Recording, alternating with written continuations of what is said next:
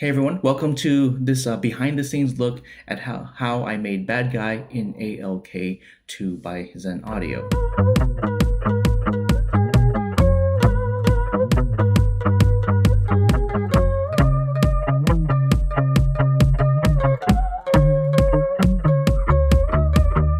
So the really neat thing about ALK2 is that it's a programmed assisted live looper. Traditionally, in most loopers, you had to manually like push a pedal with your foot that would start a recording and then end recording.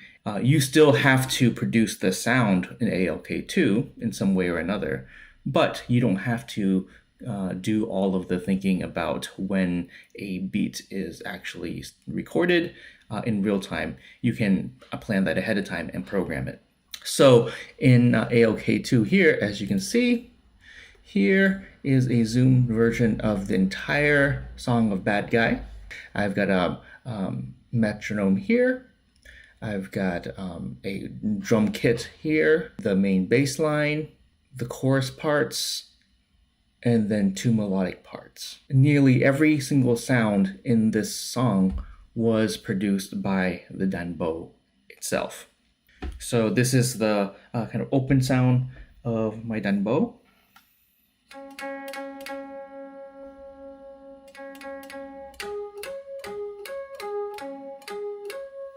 Now for most of the DAW sounds, what I used was some variation on bias effects.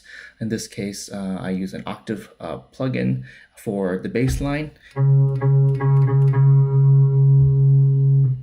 And then just to make that sound really have that edge, I use a DAW plucking technique. Normally on a DAW, you can lift your hand and it sustains forever and ever.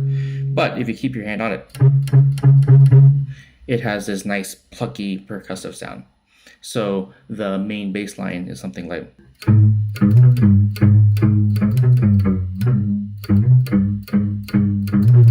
For the chorus sounds, I use something a little bit more straightforward. I use Acon Multiply to just add a real soft chorus on top of everything. It just doubles the voice very subtly. The first time that part comes in, it sounds something like.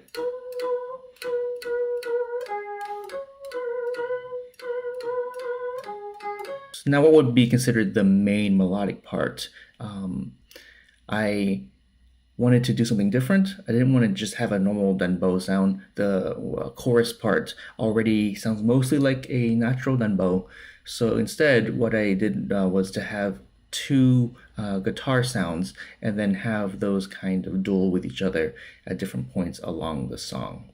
So the first one is something like this.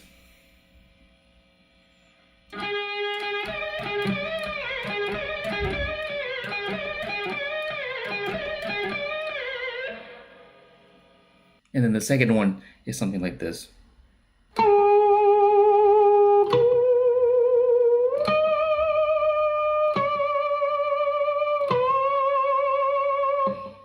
So that's all of the DAW parts, each one with its own tone, so it sounds like a whole band altogether. As for the drum parts, I basically took a pre-existing drum kit and just used three sounds from it. Kick, something kind of snary, and then claps. And then later on in post, I lifted those up a little bit. I did record everything in the video as it was coming, so it was live in that sense.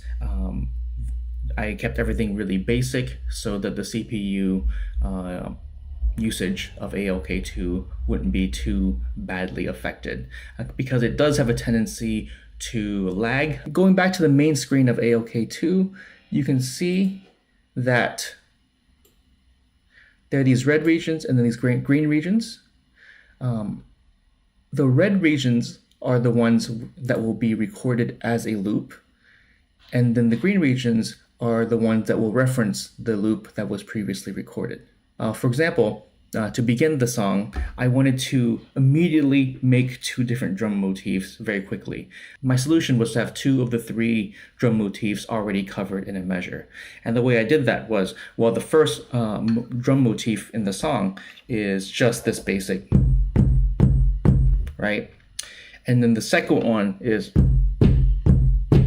so what I can do is in one measure do for the first motif and then for the second motif. So you'll be able to see here, right, in loops A, B, and B, I'm going to start it all at the beginning and I'm going to start recording. And the metronome will play it so that I can hear where the rhythm is, but then I will do two measures, or do one measure that has 2 beats of loop A, 2 beats of loop B, and it will continue on loop A after that.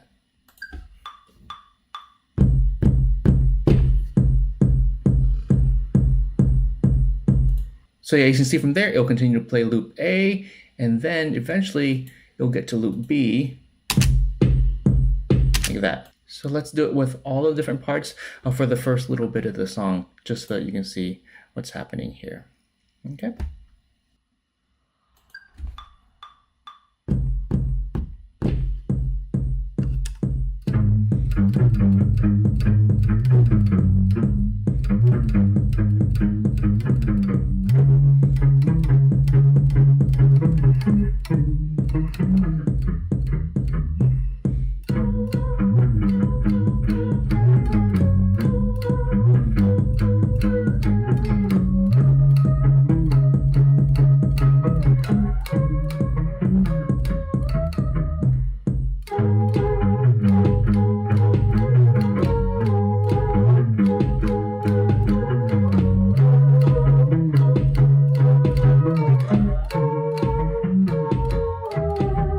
Now you'll notice that some of these loops are cut up quite a bit. And the reason for that is I really wanted to be able to create some harmonies in the background of the song. So the way for me to do that without taking time out to make those harmonies is to take parts of the songs that were already usable for that purpose. For example, in the second chorus,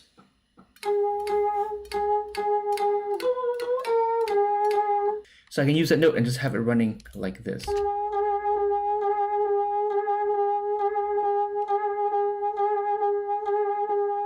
And then do the same thing with the other chorus.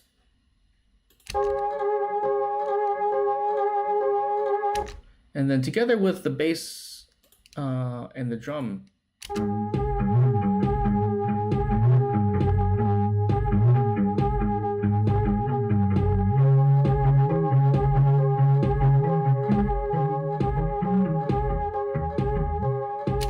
And then a trick that I use later on in the song is to then offset one of those two by an eighth note, which will then, instead of doing them as quarter note, dum dum dum dum, then it will go dum dum dum dum dum dum dum, but then it will be kind of alternating between the two parts.